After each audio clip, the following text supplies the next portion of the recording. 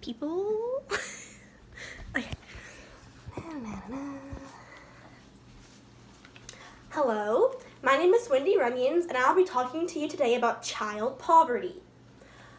The poverty affecting 14.5 million U.S. children living below the poverty line possesses long-term effects, including risks to health, educational achievement, family stability, and employment prospects, says Poverty Matters article. Child poverty and poverty in and of itself is and always has been a major concern that needs to be taken care of and dealt with properly. Despite its social stigmas and social association, poverty is a fluid with different meanings in different places. Poverty generally represents earning or living off of less money than adequate as deemed by a particular country or region, says the poverty article.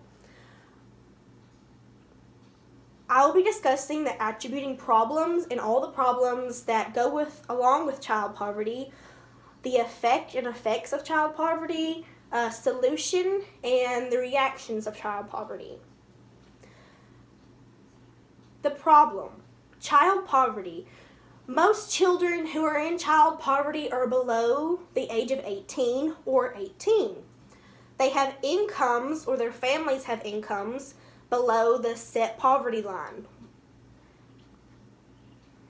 If you're in child poverty, you are deprived in deprivation, and you encounter many hardships throughout your life. Poverty is the deprivation of material essentials such as food, shelter, drinking water, and clothing. It is also associated with lack of education, such as education, books, necessary college, every grade you go through, kindergarten through high school and on to college, if they go on to college. Most don't because they can't afford that because they're living below the poverty line. 14.5 million children live under the poverty line in the United States.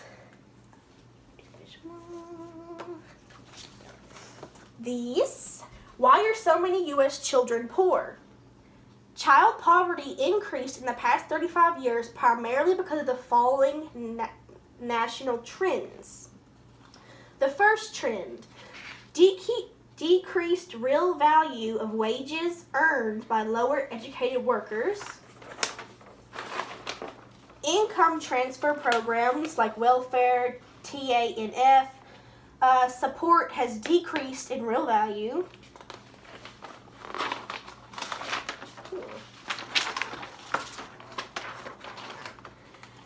Increased numbers of single-parent, female-headed families.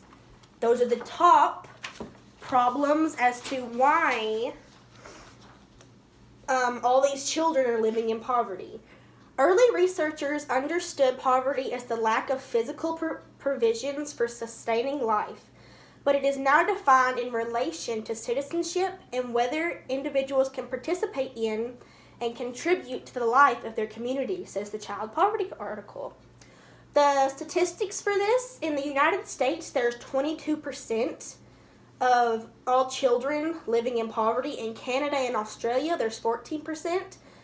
In the United Kingdom and Israel, there's 10%. In Italy and Germany, there's 7%. In Norway and Belgium, there's about 4% to 5%. 1 in 5 children grow up poor, which means that the children and their families are also poor. The risks for this, there is lack of healthy or nutritious food, like the examples over here. Lack of water, medical care, shelter or housing, clothing, education, or falling behind in school. There's a lack of family stability, and it's a very rough life. A lack or a low employment rate and employment prospects, limited opportunities, a high rate of criminalization. Since you don't have much, you tend to turn to a life of crime more often, which leads to imprisonment. Poor health, low income, as adults, and etc. Physical health problems, there's lead poisoning because they don't have the adequate, proper water to drink. Severe emotional stress because this life can cause many stress and many physical problems. Malnutrition, disease, exposure to the elements considering they don't really have housing or shelter to live in.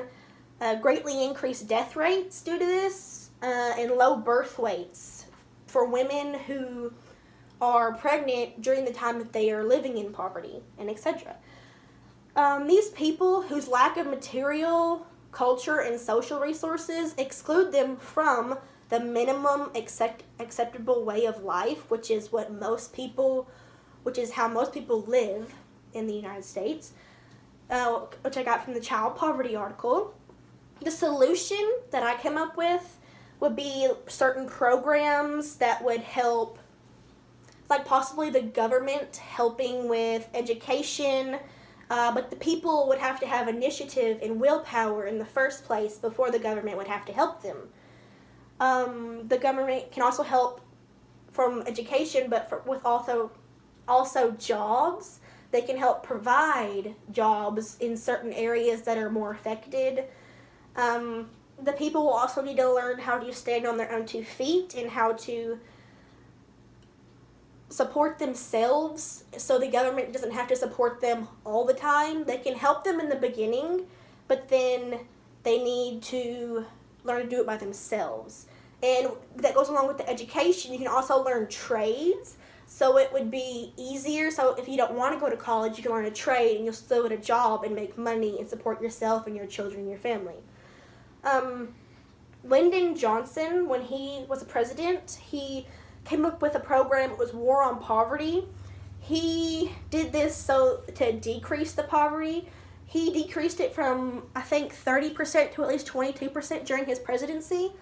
But he provided everything for the people living in poverty. And so they never really did learn how to do it themselves. They relied on him and the government for everything. So they pretty much remained in poverty because they didn't grow or they just stayed the same.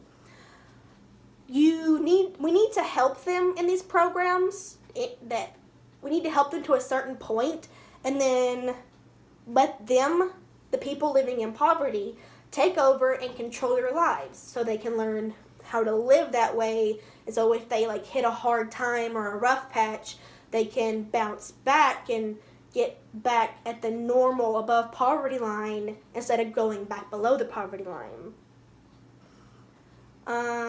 We can help by providing help in getting education, go to college, providing more jobs in the certain areas. And child poverty is a big problem that affects many regions of the United States and the world around us.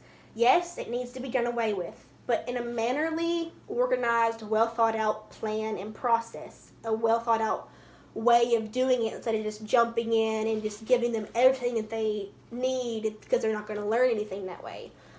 Even though you may not see this disastrous epidemic in day-to-day life or even perhaps in your lives on a yearly basis, it is still a major issue that needs to be seen and understood and then dealt with accordingly.